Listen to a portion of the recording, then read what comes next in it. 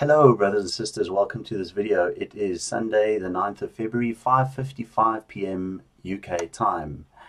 So I've just gone through a very interesting conference which David Friedman, that is the US ambassador to Israel, has given, and I've taken all the very interesting points, and I would like you to listen to that, pay very close attention to his words and what he's saying, and I will see you after the video. We have created the prospects for a state that has connectivity north-south and east-to-west, and I think in a way which is far more advantageous to the Palestinian people than today. But I would not underestimate the amount of courage it takes to put out a map of a Palestinian state. You know, to those people who say, well, it's not big enough, or it's double the footprint, it's double Gaza. It connects the two, and I can tell you plenty of people that saw this map on the Israeli side. When they first saw it, they gasped, because what is that you put there in the middle of Israel? And for the Palestinian people, they should understand that America stands with them in what I believe is their desire, a desire that they have a hard time expressing because it's a repressive society, but we stand with them in their desire to achieve a democratic, more prosperous state. And we're not putting our fingerprints on any new state that doesn't have those characteristics. We think that Israel has gone a long way in agreeing to a freeze of construction in the territory that this plan allocates in Area C to a Palestinian state. It's a significant commitment. In exchange for that, we've agreed, as you know, when we complete this committee process, which the president spoke about, which is getting lots and lots of attention. I would point out, just parenthetically, right now, that the president put out a plan for the next 100 years, not the next 30 days. I understand the next 30 days people want to talk about it because of the elections, but I would encourage everyone to take a step back and a deep breath, because this is something that, if done right, can ensure Israel's security and bring great prosperity and dignity to the Palestinians if it's done right and done over the next, and again, for the next 100 years.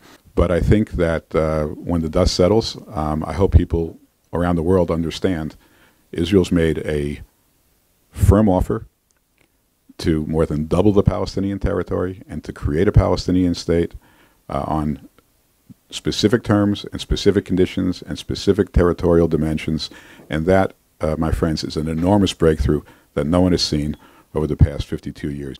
The question is, if I can summarize, the question is, what is the timing of or the procedures with regard to Israel applying its laws to the territory that is provided to be part of Israel under the plan, and is the United States preventing Israel from taking any action?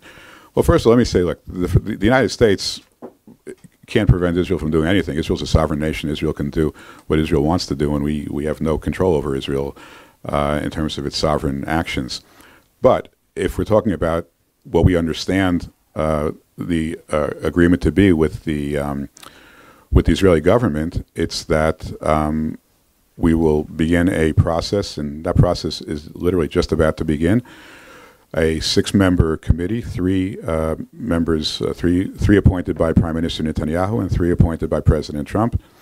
I'm not going to give the names of the 6 members, but I'll tell you who one of them is. One of them is going to be me, and we're going to go through the mapping process to convert a map which is drawn at a scale of more than 1,000,000 to 1. Into something which really shows on the ground how the territory will be put together. It's not unduly difficult, but it's also not simple, because there's a lot of there are some judgment calls. We don't want to do this piecemeal. We think it's a mistake to have Israel make one decision and then we have to react on a second decision. We want to do this once, holistically and in totality, and get it done right for the benefit of Israel as well. The last thing we want to do is have this become highly politicized, and one should move this here or move that there. We just want to get it done right. It's not too much to ask. And that was the president's message when he spoke about it the first time. A committee will be appointed to convert the theoretical map into something specific, following which there would be immediate recognition. Those are the president's words, not mine. And then that's what we would hope the Israeli government would proceed, because that was our understanding. This is a completely asymmetric relationship. Israel is a democracy. You can hold it to its word. It has an enormous relationship with the United States on multiple levels, and that relationship is very solid. It is in a position today to keep its part of the bargain. The Palestinians today are not in a position to keep any bargain. The Palestinians are not united. Their government is not democratic. Their institutions are weak. Their respect for the types of norms that we hold dear, whether it's not just democracy, but human rights, freedom of religion, freedom of the press, are non-existent. And so you have to bridge that asymmetry by saying, well, if Israel's ready today, why shouldn't they get what they're agreeing to today? If the Palestinians are going to be ready in 4 years, well, then they can get what they get in 4 years. And the only way, I think, to induce Israel to make the kind of commitments today that will have ramifications for years to come is to provide them today with what they're entitled to in exchange for that. And so I have no doubt that that Israel would never agree to a naked freeze of 4 years just on the possibility that the Palestinians might A, will be willing to negotiate, and B, achieve the milestones that we just couldn't have gotten there. And to us, it was very important to go to the Palestinians, who were, as again, asymmetrically, they're not ready, to say to them, look, you don't have to say yes or no today. Okay, we understand you're in a very difficult position. You're not united. You have numerous streams of conflict that kind of weave throughout your body politic. So take your time, digest it, and you will not be penalized by the passage of time. If it takes you 3 or 4 years to get there, the territory that is earmarked for you, the integrity of that territorial opportunity will be preserved. The president got up and he made a speech, and he said there will be a committee, and the committee will go through a process. The process will not last very long, but we want to go through a process. The politics seem to be emerging that people are saying, who cares about the process? Let's go do what we want.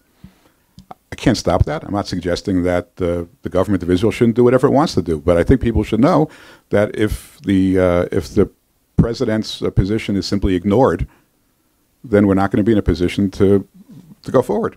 The plan itself, and your own words today, refer to deal, vision, plan, negotiated peace agreement, package of compromises, and you yourself said just a few minutes ago, pathway for Israeli sovereignty, pathway.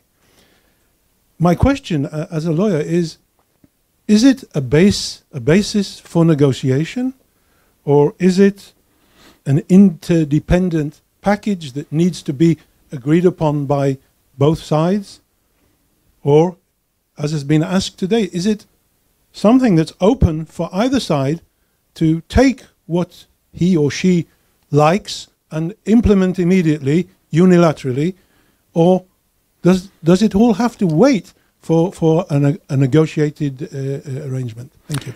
Okay, so there's I would look at it like this. I think there's the deal, and then there's the deal within the deal.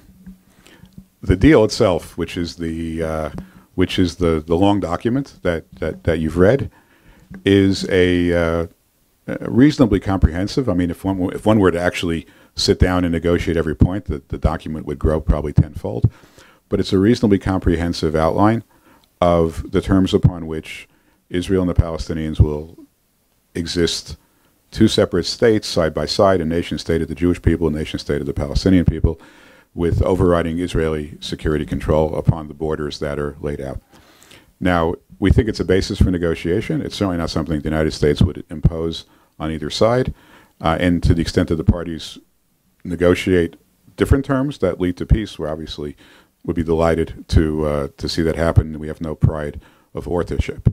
In terms of the deal within the deal, that is the agreement that we've reached with Israel, that if Israel maintains this optionality for 4 years, creates a 4-year settlement freeze with regard to the 50% of Area C that's allocated to the Palestinians, if they achieve that freeze and agree to negotiate, use this plan as the basis for negotiation, which the Prime Minister has already done. He said that this plan will be the basis for negotiation. Then, upon Israel applying its laws to the territory that is earmarked for Israel within Judea and Samaria, that is laid out on the map, upon them doing that pursuant to this committee process, which we just talked about, then the United States will recognize Israel's application of its laws. The critical issue for years has been the Palestinian complaint that Israel is creating facts on the ground that over time deplete the possibility of a two-state solution. And in order for us, it was important to us to freeze that process, to freeze that depletion so that there would be, if the Palestinians come to the table and if they agree to a two-state solution along these lines, that the territory be there for them. If we didn't have that freeze in place, 4 years from now or whatever the timeline would be, this could be rendered academic. Okay, guys, so as we saw, they are going to continue ahead without the Palestinians, as we gathered from Jared Kushner's interview, which I posted a couple of days ago, and they are going to go this alone. So the United States of America and Israel are going to divide the land of Israel all on their own. And the next step in the process is locking in this map, which they're going to do, and that is going to define the borders of a Palestinian state. So it's interesting that the way that this is being done, and the word that Friedman used was they are going to induce Israel to stop their construction and to therefore have their settlements annexed, but the correct word is actually seduce. The United States of America is seducing Israel into dividing their own land, and that is not going to work out well for Israel or for the United States. So we have a map which is now being worked on, a map which is going to explicitly define road by road, suburb by suburb, exactly where Israel ends and where Palestine begins.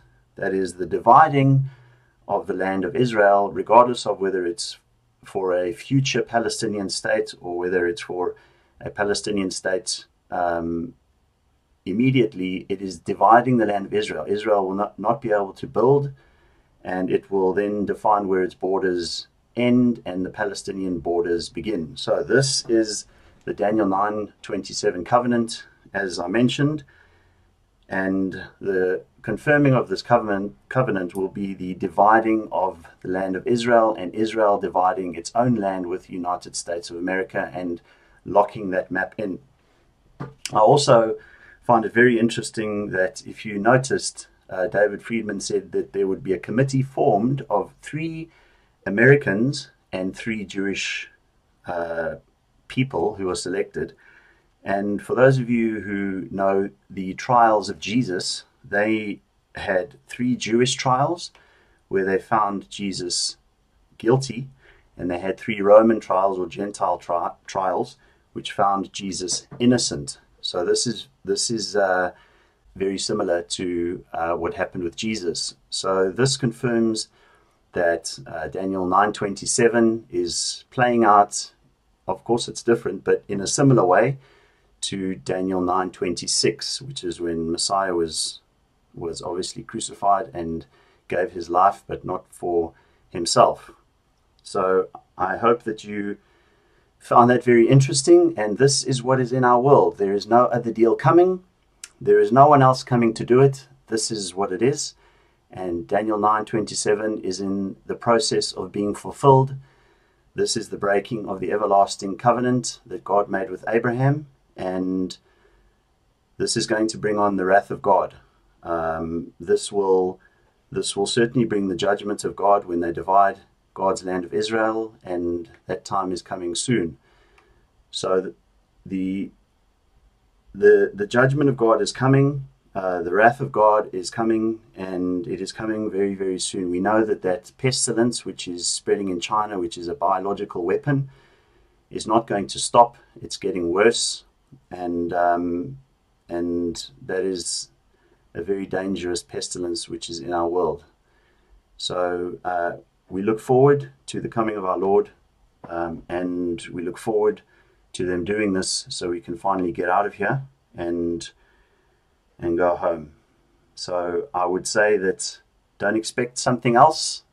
There's no other deal coming. I'm not sure what people are supposing something else is going to come along. There's nothing else coming. This is what it is. This is our reality, and this is not imagination. Prophecy is being fulfilled. That prophecy, Daniel 9 chapter 27, is about to be fulfilled. Israel will recognize the borders of Palestine, a future Palestinian state, and God's land of Israel will be divided. That is the dividing of the land of Israel, the dividing of God's land. So I will update you as soon as I have more information. I love you, and I will see you in the sky.